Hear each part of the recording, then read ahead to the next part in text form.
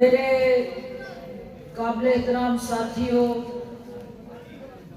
मेरे union council वरियों के जानसार सिपाहियों, मेरे बुजुर्गों, मेरे भाइयों, मेरी माओ, मेरी बहनों, मेरी बेटियों, इमरान खान के हरावल दस्ते के नौजवान खिलाड़ियों, मुअज़्ज़ज़ ख़वातीनो हज़रात, अस्सलाम वालेकुम।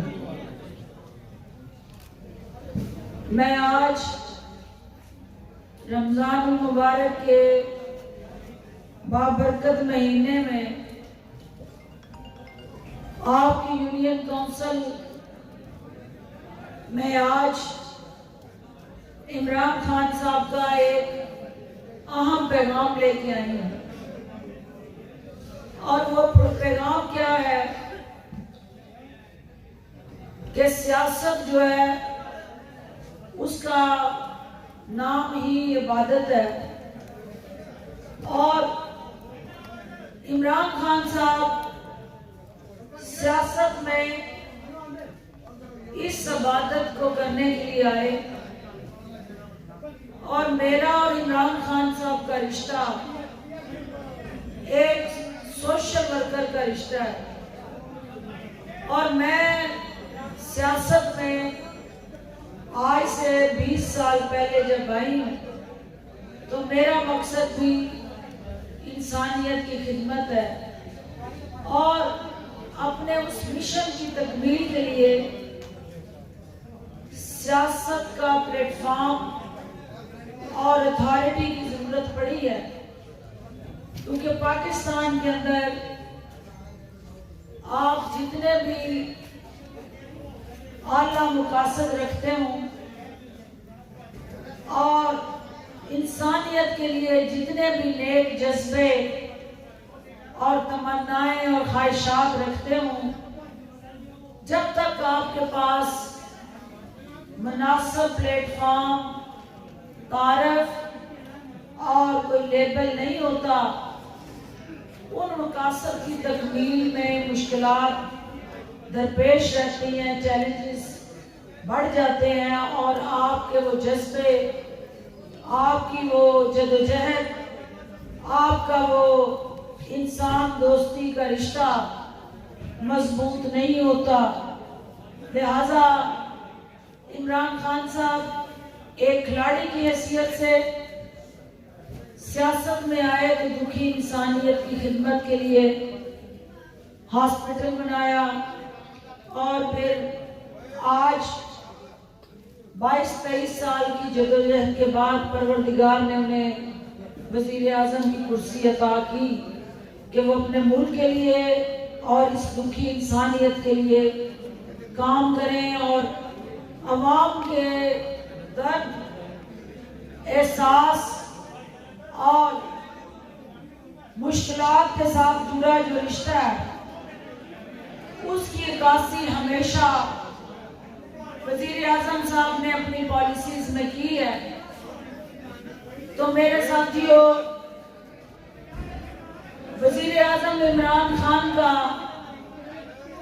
जो मिशन है, जो उनका जज्बा है, जो उनका पाकिस्तान के लिए दर्द है और पाकिस्तान के अवाम के लिए और इस मुल्क के लिए वो दिल में क्या जज्बात और एहसास रखते हैं, मैंने 1 साल उनके साथ काम करके बड़ी करीब से उनको देखा है, और मुझे उनकी आंखों में हमेशा इंसानियत से मोहब्बत की झलक नजर आई है।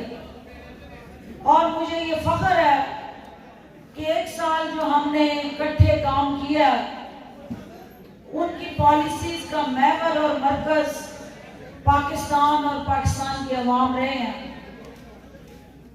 कुछ नागजीर वजूहात और कुछ सियासी सतह पे साजिशें जो जितने बड़े ओहदे पे होता है उसके खिलाफ उतनी बड़ी ही साजिशें होती हैं। कुछ लोग उन साजिशों का मुकाबला करते हैं, कुछ उन साजिशों का शिकार हो जाते हैं और ये सियासत के दाव पेच और सियासी महाज पे खींचातानी का सिलसिला जारी रहता है। मेरे हल्के के अवाम ने जो दुआएं की, परवरदिगार ने उनको इलेक्शन हारने के बावजूद इज्जत, मनसब और ओहदा दिया। इस एक साल में मैं इस्लामाबाद में हूँ या सियालकोट में या पाकिस्तान के किसी भी कोने में, मेरी तवज्जो का महवर और मरकज मेरे हल्के के पिसे हुए लोग रहे हैं। मेरे वो बेरोजगार नौजवान, वो मेरी तरजीहात में रहे हैं। मेरे मुस्तहिक और नादार अफराद, उनकी आवाज़ वज़ीर आज़म तक पहुंचाना मेरी जिम्मेदारी रही है। और मेरी बेवा ख़वातीन जो है, उनके हकूक़ के लिए वज़ीर आज़म तक उनकी मुश्किलात पहुंचाना मेरा फ़र्ज़ रहा है। और मैंने किस हद तक उस ड्यूटी से इंसाफ किया, इसका फैसला वक्त करेगा, हालात करेंगे। लेकिन ये मैं आपको यकीन दिलाती हूँ कि NA-72 को हमेशा ये फ़ख्र और एजाज़ रहेगा कि वज़ीर आज़म की उस पॉलिसी को, उस मिशन को, उस विजन को और अवाम के साथ जुड़े दर्द और एहसास के रिश्ते को जिस तरह से मुमकिन हो सका मैंने बयान करने की कोशिश की है।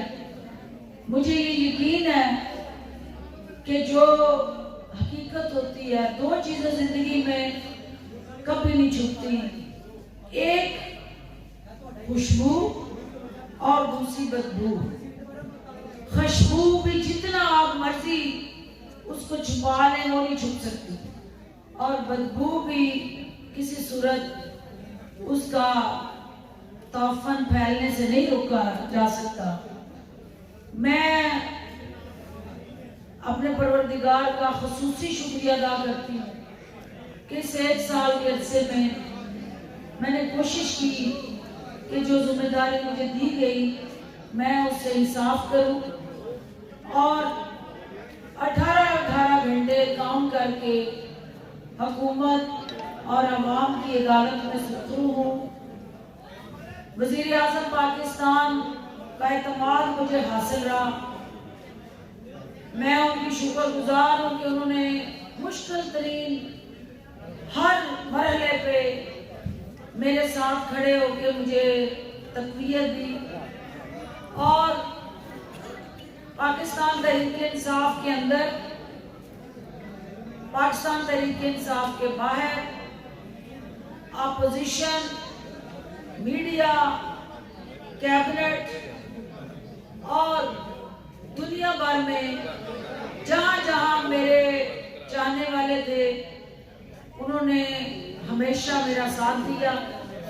मैं उन सब का भी शुक्रिया अदा करती हूँ।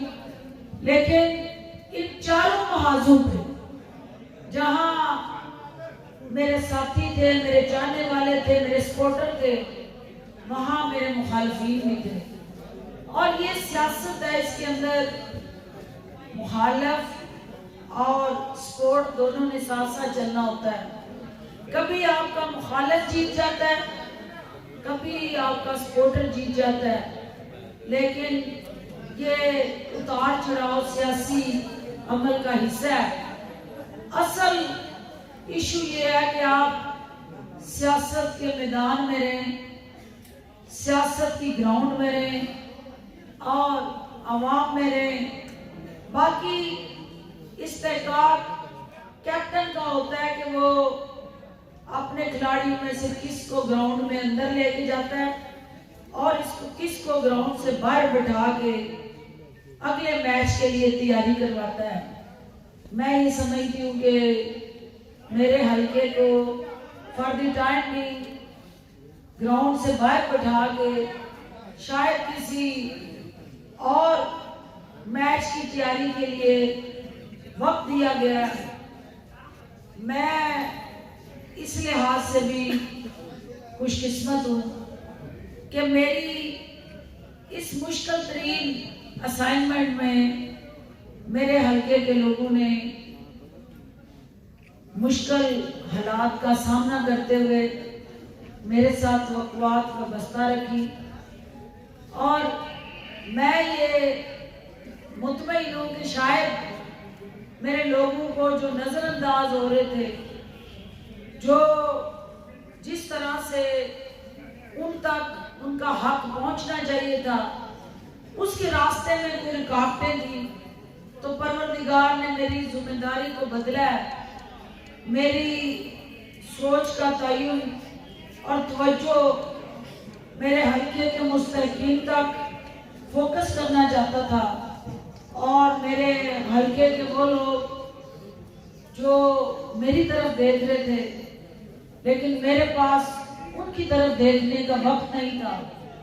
परवरदिगार ने ये फैसला किया कि मैं उन दुखी अफराद की तरफ देखूं जिनकी मेरे से तवक्कुआत वाबस्ता है, और ये उनके हिस्से का वक्त जो मैं इस वक्त जिम्मेदारी अदा करना चाहती हूँ, क्योंकि असल काम मेरा आपके दुखों का मदावा है, आपकी मुश्किलात का तदारक है, और आप तक वो बुनियादी हकूक जिनसे आप महरूम हैं वो आप तक पहुँचाना है। तो जब मेरी सियासत का महवर और मरकज आप हैं, तो इस चीज़ से कोई फर्क नहीं पड़ता कि मैं हुकूमत के किसी ओहदे पे हूँ या नहीं हूँ। फर्क इस बात से पड़ता है कि मैं आपके साथ हूँ या नहीं हूँ, और आप मेरे साथ हैं या नहीं हैं। तो मुझे फख्र है कि हर हाल में मैं आपके साथ हूँ, और हर हाल में मेरे साथी मेरे साथ हैं। तो हम मिल के इमरान खान के साथ हैं, पाकिस्तान के साथ हैं, और इसलिए इमरान खान के साथ हैं कि इमरान खान पाकिस्तान के साथ है। और पाकिस्तान के लिए इस वक्त जो मुश्किल सूरत हाल है, जिसमें कोरोना की वजह से हमारा मेहनत कश मजदूर परेशान है, मेरा दिहाड़ीदार, रेडी वाला, कच्ची आबादियों वाला जो डेली वेजर है, उसके लिए वाहिद आस और उम्मीद इस वक्त वजीर आज़म इमरान खान है। हमारे पास अब गुंजाइश नहीं है किसी भी गलती की, क्योंकि अवाम ने इमरान खान को मसीहा के तौर पे चुना है, और इस कौम के लिए उम्मीद का रोशन चिराग इमरान खान है। हमने इमरान खान के साथ रहना है, उनके साथ कंधे से कंधा मिला के इस मुश्किल जिम्मेदारी को अदा करने में अपना किरदार अदा करना है, और ये फैसला भी इमरान खान पे छोड़ना है। वजीर आज़म होते हुए वो अपना स्वाबदीदी इख्तियार इस्तेमाल करके इस हल्के के अवाम के लिए और इस हल्के की पिसी हुई दही आबादी, जिनको हमेशा टिश्यू पेपर की तरह इस्तेमाल किया गया और उनको फिर रद्दी की टोकरी में फेंक दिया गया, जो लोग इनसे वोट लेते रहे, उन्होंने हमेशा इलेक्शन के दौरान ही इन लोगों का हाल पूछा। तो मुझे चूंकि कुछ फुर्सत मिली है कौमी जिम्मेदारियों से, तो मुझे खुशी होगी कि जो मेरा असल काम है, अपने लोगों की मुश्किलात को ख़त्म करने के लिए, उनके दुखों के मदावे के लिए अपना रोल अदा करना, मेरा फोकस अब हल्के पे होगा, अपनी दुखी इंसानियत के जख्मों पे मरहम रखने पे होगा, और इस हल्के से जो एहसास से महरूमी है उसका खात्मा होगा। और इंशाल्लाह ज़्यादा वक्त मेरा हल्के में गुजरेगा और अपने अवाम में गुजरेगा और अपने अवाम के लिए हर तरह की सहूलतें लेके आना ये मेरी जिम्मेदारी है। और मुझे पता है कि जहाँ जहाँ कोई गैस नहीं है, जहाँ कहीं सड़क नहीं है, जहाँ कहीं बिजली नहीं है, पीने का साफ पानी नहीं है, ये सारी चीजें आपका हक है और आप तक हक पहुंचाना ही पाकिस्तान तहरीक इंसाफ का विजन और मिशन है। और वजीर आजम की उस सोच की अक्कासी करते हुए हकदारों तक हक पहुंचाना मेरा नस्बुल ऐन है। और इंशाल्लाह हुकूमत और अवाम के दरमियान पुल का किरदार अदा करेंगे। कुछ लोगों ने मीडिया के अंदर गलत तासर दिया, हकायक नसाह किए, बेबुनियाद और झूठे प्रोपेगेंडे किए और बहुत सारे ऐसे लोग हैं जिन्होंने मेरे साथ अपने स्कोर सेटल किए।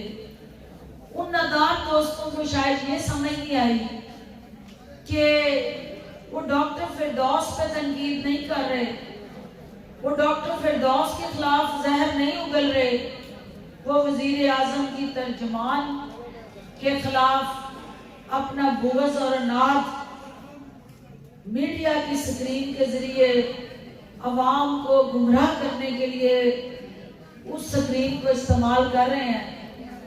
उन नादान दोस्तों को मैं ये कहना चाहती हूँ कि आपको शायद ये नहीं है कि डॉक्टर फिरदौस हमेशा हक के साथ खड़ी होती है और हक के लिए खड़ी होती है।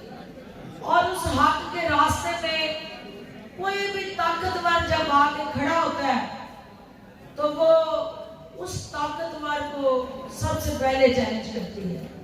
वो स्पीकर कौमी असेंबली हो या वो वजीर आजम ऑफिस में बैठा अल्लाह के बाद अपने आप को पाकिस्तान में ताकतवर तरीन शख्स समझ रहा हो, हमेशा ताकतवर जो भी अवाम के हकूक के रास्ते में खड़ा होगा, डॉक्टर फिरदौस उसके रास्ते में सीसा पिलाई दीवार बन के खड़ी होगी और इंशाल्लाह खड़ी रहेगी।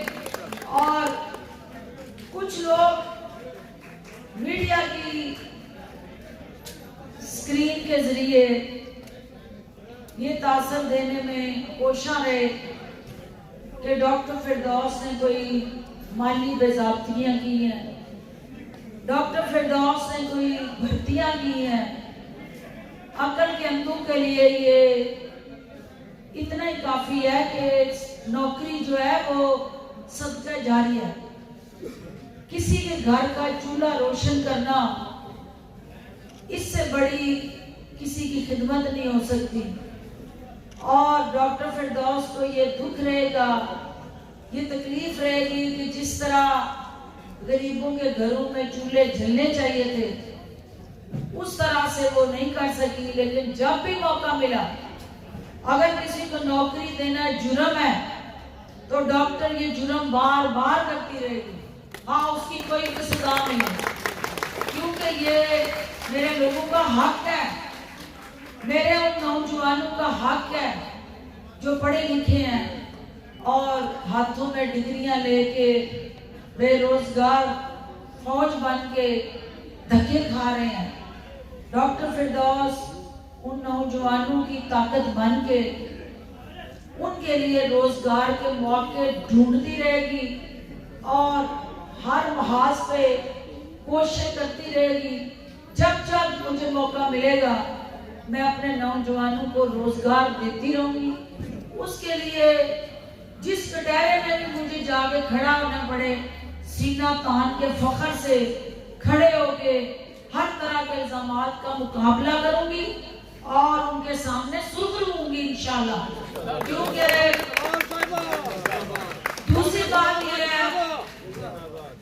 बात ये है कि हमें ये सोचना है कि डॉक्टर फिरदौस का एजेंडा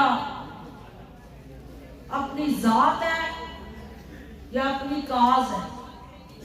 तो जहां जात की बात आएगी, हर उस शख्स को मैं माफ करूंगी जिसने मेरी जात पे हमला किया। लेकिन जहां मेरी काज की बात आएगी तो हर वो शख्स मेरे निशाने पे होगा जो मेरी काज को हर्ट करेगा, वो कोई अपना हो या बेगाना हो।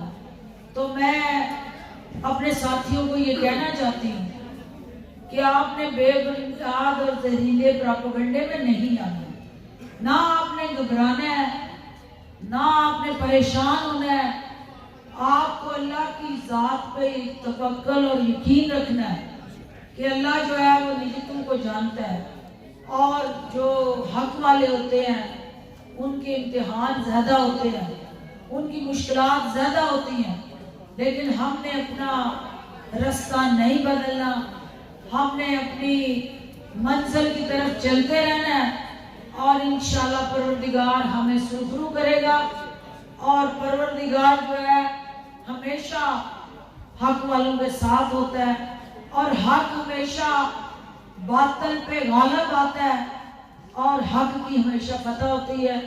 और इंशाल्लाह हम अपने अवाम के सामने भी सुरखरू होंगे और अपने क़यादत के सामने भी सुरखरू होंगे, क्योंकि मेरी लीडरशिप को गुमराह करने की कोशिश हुई है। मेरी लीडरशिप के सामने हकायक को मसख्त करके पेश किया गया है, और मेरी लीडरशिप को ये तासुर दिया गया कि डॉक्टर फिरदौस ने अपनी जात के लिए कुछ किया है। तो मैं अपनी लीडरशिप की अदालत में और अल्लाह की अदालत में जल्द सुरखरू होंगी, क्योंकि हमें पता है कि हमने कोई अपनी जात को ना 20 साल में फौकियत दी और ना आइंदा कभी देंगे। आज भी हमारी सियासत का महवर और मरकज अवाम है, ये मुल्क है, दुखी इंसानियत है और मेरी जमात है, और आइंदा भी इंशाल्लाह यही हमारी तवज्जो होगी, यही हमारा फोकस होगा। और अपने लोगों के लिए लड़ना, उनके हक के लिए बोलना और अवामी मफाद के लिए जदोजहद करना, यही मेरा मिशन है और यही मेरे साथियों का अव्वलीन फर्ज है। और इंशाल्लाह मेरी ये साथी मेरी ताकत बन के इसी तरह हर जगह जहां जहां दुखी इंसानियत और पिसे हुए तबके हमें आवाज देंगे, डॉक्टर फिरदौस हुकूमत के साथ और हुकूमत के बगैर, जहां जहां हुकूमत के हिस्से का काम है हम हुकूमत से करवाएंगे। जहां हुकूमत से हट के गैर हुकूमती वसाइल को जरूरत होगी बरूए कार लाने की, मेरे वो मुखय्यर हजरात, मेरे वो काबिल एहतराम भाई जो डॉक्टर फिरदौस पर यकीन रखते हैं, जिनको पता है कि डॉक्टर फिरदौस की तवज्जो, सोच, महवर और मरकज उसके पिसे हुए गरीब लोग हैं, तो मैं उनके ज़मीरों को निचोड़ते अपने लोगों का हक लेके आती रहूंगी और उनमें बांटती रहूंगी और अपना फर्ज अदा करती रहूंगी। और जो इस यूनियन काउंसिल के अंदर मेरे मुखालफीन हैं वो सुन लें कि डॉक्टर फिरदौस मसरूफ थी तो आपके लिए ब्लेसिंग थी, क्योंकि अब मेरी तवज्जो आपकी बजाय पूरे पाकिस्तान पे थी। डॉक्टर फिरदौस का फारग होना आपके लिए नुकसानदेह है, क्योंकि ज्यादा वक्त जो है वो आपके इलाज मालजे पे खर्च होगा, और ये आपके लिए बुरी खबर है। डॉक्टर फिरदौस आशिक अमान साहब, डॉक्टर फिरदौस आशिक अमान साहब, डॉक्टर फिरदौस की फरागत और फुर्सत जो है उसके मुखालिफिन के ताबूत में कील ठोकने हैं, और ये आपने देखा कि थोड़ी सी फुर्सत मिली है तो मैं वरियो यूनियन काउंसिल में हूँ, आपके सराहने बैठी हूँ और आपको बावर करवाने आई हूँ कि बंदे के पुत्र बन जाओ, वरना पिंड पिंड दाम लैके मैं फिर लेंगे और हर पिंड में जाके तुहाडा मुहासबा और तुहाडा इत्तेसाब करने लई डॉक्टर फिरदौस हल्के च मौजूद है। और इंशाअल्लाह मेरे अवाम दियां नज़रां च, क़यादत दियां नज़रां च और मीडिया दियां नज़रां च असीं सुखरू होवांगे और मेरे साथी सीना तान के इज्जत दे नाल फख्र नाल कह सकणगे कि डॉक्टर फिरदौस दे हरामल दस्ते दे सिपाही ने और इंशाअल्लाह हर मोर्चे पे वो फैज़याब भी होंगे, फतेहयाब भी होंगे और अवाम के सामने सुखरू होंगे। मैं मीडिया का, अपने साथियों का सबका शुक्रिया अदा करती हूँ।